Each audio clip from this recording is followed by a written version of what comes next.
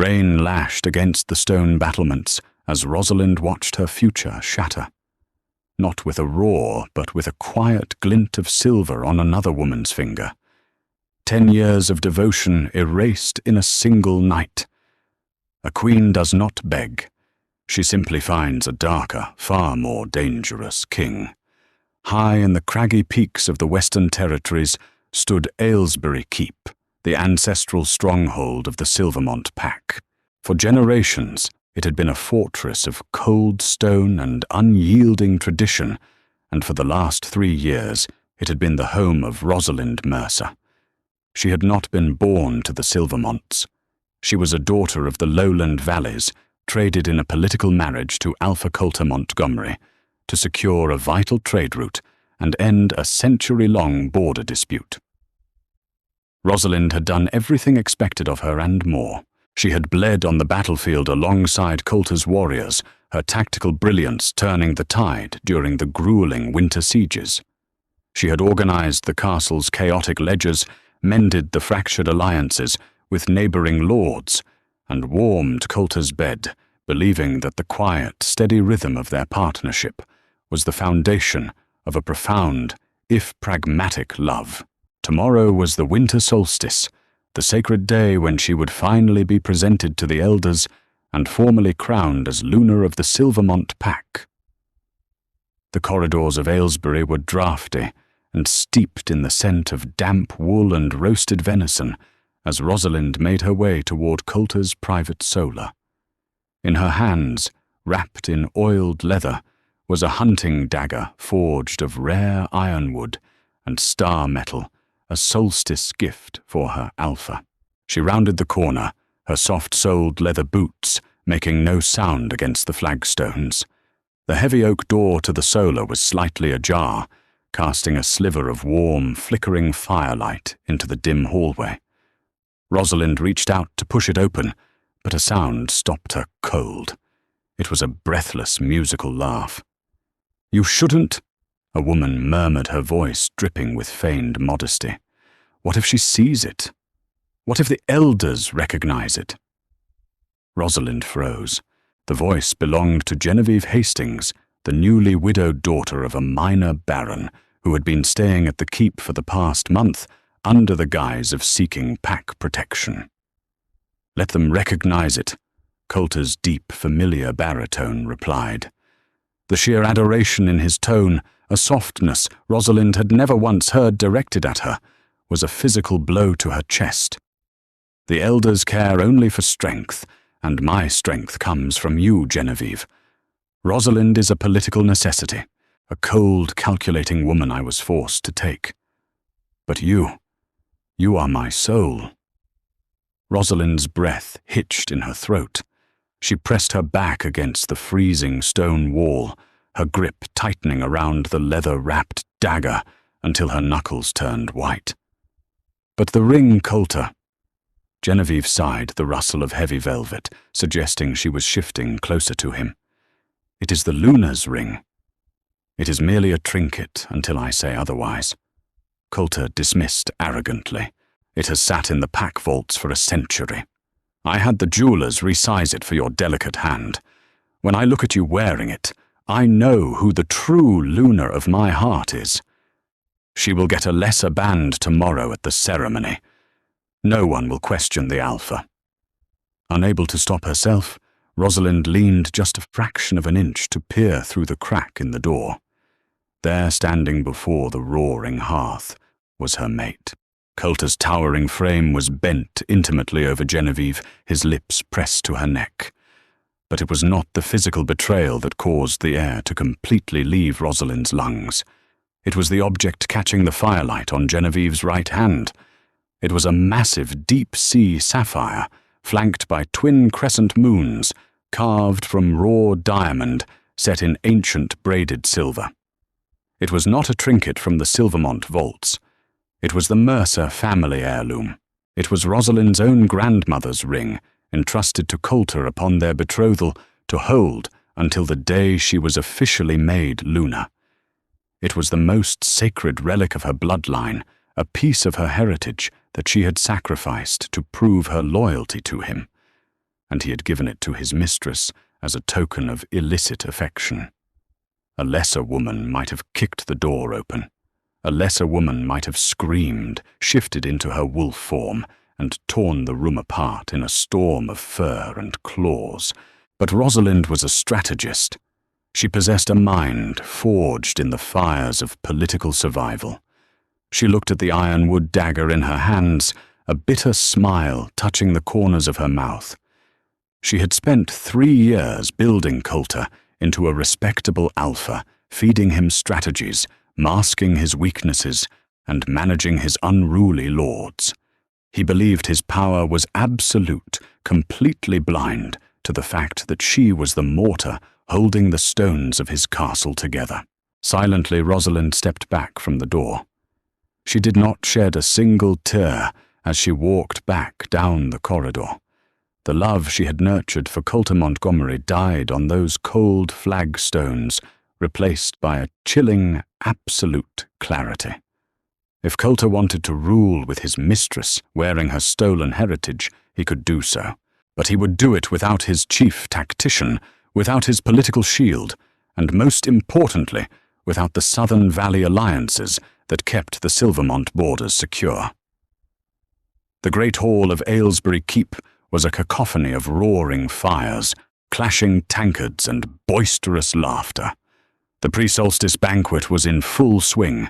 Banners of silver and midnight blue hung from the rafters, and the long wooden tables groaned under the weight of roasted boars, winter squashes, and endless pitchers of dark ale.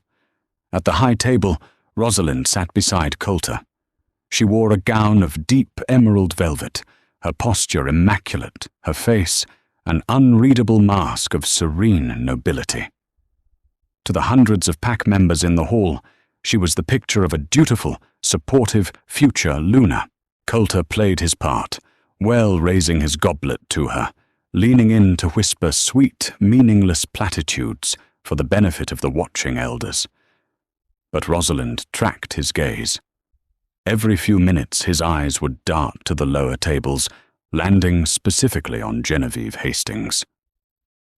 Genevieve sat among the minor nobility, wearing a dress cut scandalously low for the brutal winter weather. She was careful not to flaunt the sapphire ring, openly keeping it turned inward on her palm. But Rosalind caught the flash of the braided silver band every time the woman reached for her wine. The sheer arrogance of it made Rosalind's wolf scratch furiously at the confines of her mind, demanding blood. Patience, Rosalind commanded her inner beast. Revenge is a dish best served cold, and winter is already here. Halfway through the feast, Rosalind placed a delicate hand on Coulter's forearm. "My alpha," she murmured, her voice perfectly modulated, to sound strained. "The preparations for tomorrow's ceremony have taken their toll. I fear a migraine is setting in. With your permission, I would like to retire to my chambers to rest." Coulter barely looked at her, his attention already wandering back to the crowded hall. "Of course, Rosalind. Rest well. Tomorrow is a long day." He didn't even offer to escort her. He was likely already calculating how soon he could slip away to Genevieve's chambers. "Thank you," she said softly. She stood offering a graceful nod to the elders and swept out of the great hall. The moment the heavy oak doors closed behind her, the serene mask vanished, replaced by an expression of hardened steel. She did not go to the Luna's chambers. She bypassed the opulent wing entirely and headed for the modest rooms she had used when she first arrived as a political hostage. Working with ruthless efficiency, Rosalind stripped off the emerald velvet gown, leaving it in a pooled heap on the floor. She dressed for war and weather: thick woolen breeches, a boiled leather tunic, steel-reinforced bracers, and her heaviest fur-lined riding cloak. She packed almost nothing: her mother's leather-bound journal, a simple hunting bow, and a quiver of black-fletched arrows, a pouch of silver coins she had saved from her personal dowry. She left behind the expensive jewels Coulter had bought her. She left behind the silken dresses and the velvet slippers. She took only what was truly hers. Slipping down the servants' stairwell, Rosalind moved like a shadow through the keep. The guards were either at the feast or heavily intoxicated at their posts. She reached the stables unbothered, her mount, a massive, ill-tempered roan gelding named Ironfoot, nickered softly at her approach.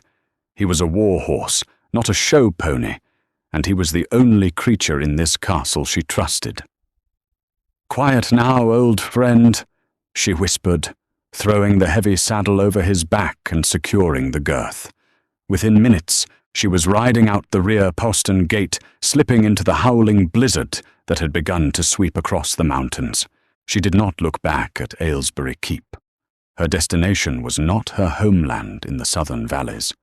Coulter would expect that. He would send riders there to drag her back, claiming she had broken the treaty. No Rosalind needed a sanctuary where Coulter Montgomery's authority meant absolutely nothing.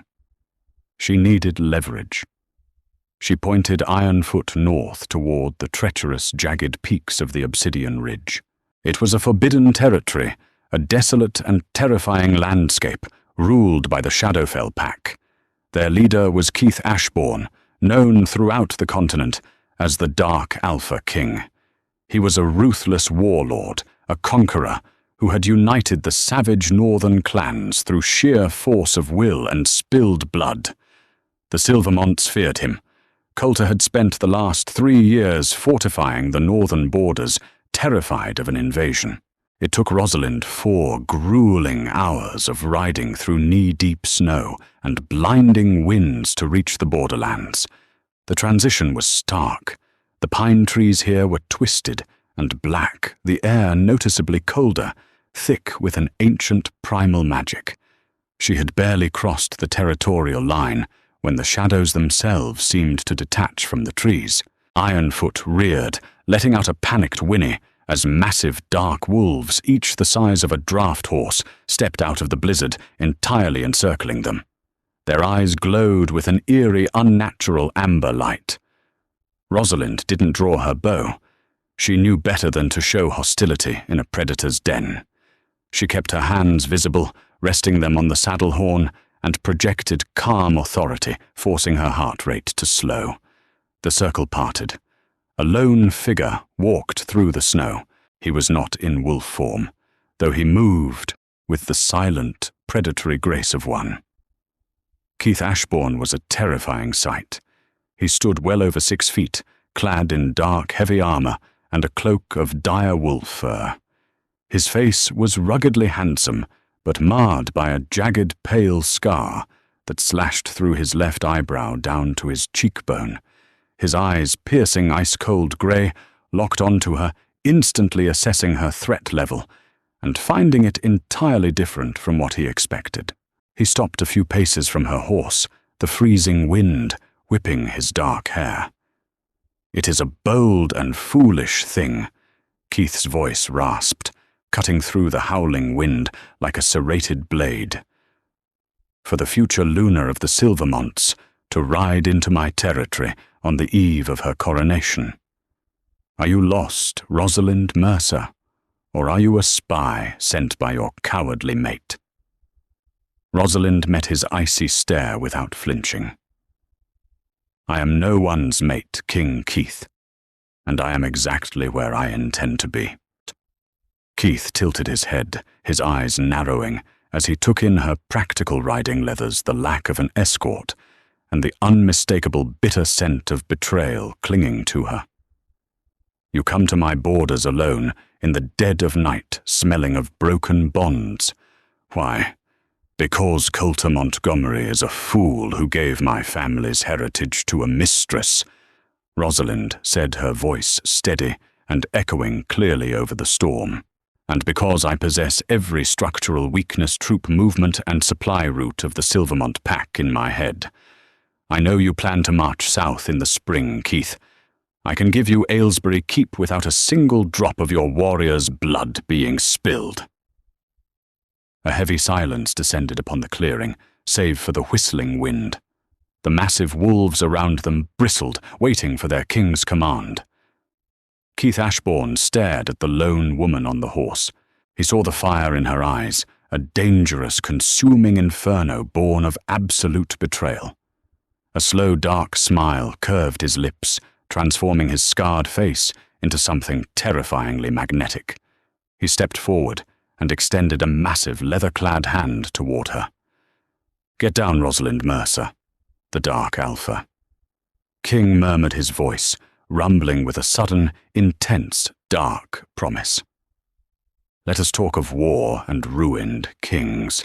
Snowstorms raged outside the cavernous windows of the Shadowfell fortress, but inside Keith Ashbourne's war room, the atmosphere was burning with relentless energy. The northern keep was a marvel of brutalist architecture, carved directly into the living rock of the obsidian ridge and heated by underground thermal springs. It was entirely devoid of the pretentious tapestries and gilded excess Coulter had favoured at Aylesbury. Here, function dictated form, and survival was the only currency that mattered. Rosalind stood beside a massive war table carved from a single slab of ironwood. Her fingers, now free of the restrictive velvet gloves expected of a southern lady, traced the topographical lines of the Silvermont territories. Spread across the map were dozens of carved wooden markers representing garrisons, supply depots, and patrol routes. Keith stood opposite her, his intense, grey eyes flicking between the map and the woman commanding the room. He had offered her sanctuary, a chamber overlooking the northern valleys, and a seat at his council. In return, Rosalind had immediately begun dismantling her former pack's defences with a surgeon's precision. "Coulter's northern border is a facade," Rosalind explained, her voice steady and echoing against the stone walls. She picked up a wooden marker representing a Silvermont battalion and tossed it aside. "He boasts of 300 warriors stationed at Widow's Peak, but the garrison is hollow. The commander, Lord Harrington, is a gambling addict. Coulter pays him to keep quiet, and Harrington uses the garrison funds to pay off his debts in the eastern trading posts. There are perhaps 50 men there, mostly raw recruits, who have never seen actual combat." Garrick Keith's towering second-in-command let out a low whistle, crossing his massive arms over his chest. "We've been running double patrols along that ridge for a year, thinking they were massing for a strike. You're telling me a stiff breeze could knock that fortress over?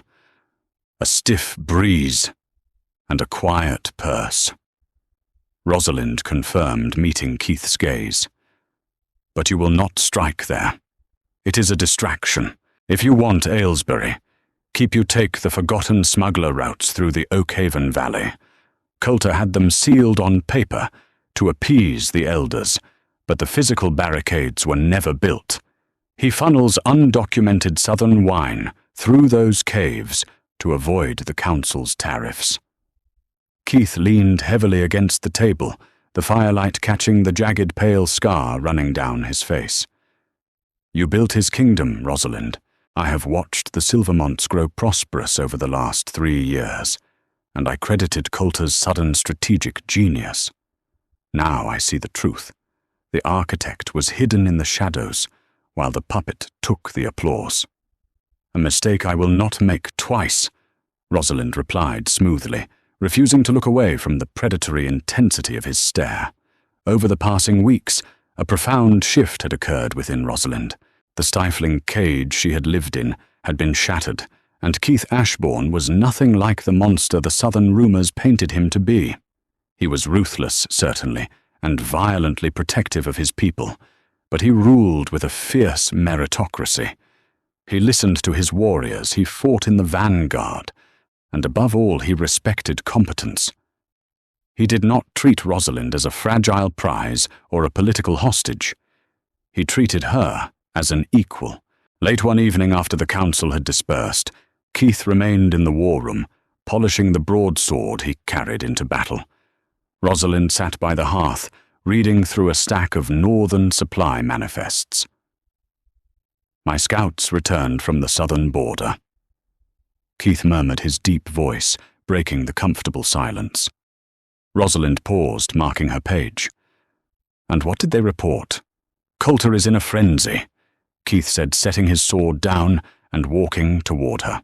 He moved with that silent, terrifying grace, coming to a halt just inches from her chair. "He sent riders to your homeland in the valleys demanding your father return you. When your father claimed ignorance, Coulter accused him of treason. He is tearing his own alliances apart, looking for you. He covered up your disappearance at the solstice ceremony by claiming you fell gravely ill." "And Genevieve?" Rosalind asked, her tone entirely devoid of emotion. "She sits at his right hand," Keith noted, watching her carefully, "wearing a sapphire ring that my spies tell me is far too large for her finger." Rosalind's jaw tightened. "That ring belonged to my grandmother. It is older than the Montgomery bloodline." Keith knelt smoothly before her, bringing himself to eye level. The proximity was startling electric. He smelled of pine leather and winter frost. "Why did you stay with him? Rosalind, a woman with your mind, your fire. Why endure a lesser man's shadow?" "Duty," she answered honestly, her voice barely above a whisper. "I was taught that a Luna sacrifices her own desires for the stability of the pack. I believed I could forge him into a great leader. I thought that was my purpose." Keith reached out his calloused fingers, gently brushing a stray lock of dark hair behind her ear. The touch sent a violent shiver down her spine. "Your purpose is not to be a whetstone for a dull blade. Your purpose is to rule, to conquer." His eyes darkened, the amber glow of his wolf surfacing in the depths of his irises. "When we ride south, I will not simply take his castle. I will lay his entire legacy at your feet. And then I will ask you to stand beside me, not behind me." Rosalind's breath caught. There was no deception in Keith. No hidden mistresses, no political games, only raw, unyielding truth. "Then we strike before the spring thaw," Rosalind declared, a dangerous smile touching her lips. "We strike on the night of the hunter's moon. He will never expect a northern army to cross the mountains in the dead of winter. Winter had not yet broken its icy grip on the Western Territories when the Shadow Army descended. There were no war horns, no booming drums to announce their arrival. Guided by Rosalind's intimate knowledge of the terrain, Keith's elite forces slipped through the Oakhaven Valley smuggler caves like phantoms in the night. Aylesbury Keep stood silent, its stone towers wrapped in a thick blanket of fog. It was the night of the hunter's moon, a time traditionally reserved for feasting and celebrating the winter's hunt. The guards on the battlements were sparse, huddled around iron braziers, completely oblivious to the doom gathering at their foundations. Rosalind rode beside Keith on her massive roan iron foot. She wore armor, now dark steel plates, forged in the northern fires, layered over thick black leather. A heavy fur cloak billowed behind her. She was no longer the serene, velvet-clad Luna. She was a Valkyrie come to collect a debt. "The eastern postern gate," Rosalind signaled, pointing toward a small iron-banded door hidden behind a cluster of frost-bitten oak trees. "The hinges are rusted, and the locking mechanism was compromised months ago. I ordered it left that way to secretly dispatch messengers. He never bothered to have it fixed." Keith gave a sharp hand signal. A squad of massive shadow wolves surged forward, easily prying the heavy oak door open with their immense strength. The invasion had begun. Inside the great hall, the scene was one of gluttonous excess. Coulter lounged at the high table, a goblet of wine in hand, laughing loudly at a joke made by one of his sycophantic lords. Genevieve sat pressed against his side, draped in expensive southern silks, the ancient sapphire ring flashing ostentatiously in the candlelight. The heavy reinforced doors of the great hall did not open politely. They exploded inward with a deafening crack of splintering wood and shearing iron. The music stopped instantly. Lords and ladies screamed, scrambling over tables, as Keith Ashbourne strode into the room, flanked by 24 snarling northern direwolves. The sheer dominating presence of the Dark Alpha King sucked the air out of the room. His aura was suffocating, a heavy, primal pressure that forced weaker wolves to their knees immediately. Coulter leaped to his feet, knocking his golden goblet to the stone floor, his face drained of all color. "Ashbourne!" he bellowed, attempting to project a false bravado as he drew the ornamental sword at his hip. "Guards, kill them!" The few guards present hesitated, their weapons shaking as they stared at the monstrous beasts blocking the exits. "I wouldn't bother, Coulter." A cool, familiar voice echoed through the hall. The crowd parted as Rosalind stepped out from behind Keith's towering frame. Gasps rippled through the gathered nobility. They had been told she was recovering from a wasting sickness in the southern wing, yet here she stood, clad in the warlord's armor, looking healthier and far more dangerous than she ever had. Coulter's jaw dropped. "Rosalind, you traitorous bitch, you allied with the savages." "I allied with a king," Rosalind corrected sharply, her voice cutting through the hall like a whip. "You allied with a parasite." She walked slowly up the center aisle, Keith matching her stride, step for step, his hand resting casually on the pommel of his sword. "You are unfit to lead this pack, Coulter," Rosalind announced, projecting her voice so every elder and soldier could hear. "You have squandered your resources, neglected your borders, and alienated your allies. Your eastern garrison is bankrupt, your smuggler routes are wide open, and your own people starve while you host feasts for your vanity." Whispers erupted among the elders. They looked to Coulter for a denial, but the Alpha was sweating profusely, realizing she had exposed his deepest secrets in front of his entire court. "I am the Alpha!" Coulter roared, his eyes flashing with desperate panic. He lunged forward, raising his sword to strike Rosalind down. He never made it halfway. Keith moved with blinding speed, a blur of motion that ended with a sickening crunch. He didn't even draw his sword. Keith merely stepped in front of Rosalind, caught Coulter's wrist and twisted brutally. The ornamental sword clattered to the ground as Coulter shrieked in agony, dropping to his knees. Keith grabbed Coulter by the throat, lifting the struggling Alpha off the ground single-handedly. "You raised a blade to my queen." Keith growled, his voice a terrifying, inhuman rumble. "A fatal error." "Wait," Rosalind commanded softly. Keith paused, holding the sputtering Coulter, suspended in the air. Rosalind didn't look at her former mate. She bypassed him entirely and walked up the steps to the high table where Genevieve was cowering, pressing herself into the carved stone of the throne. The woman was trembling violently, tears streaming down her pale face. "Please," Genevieve sobbed, shrinking away from Rosalind. "He forced me.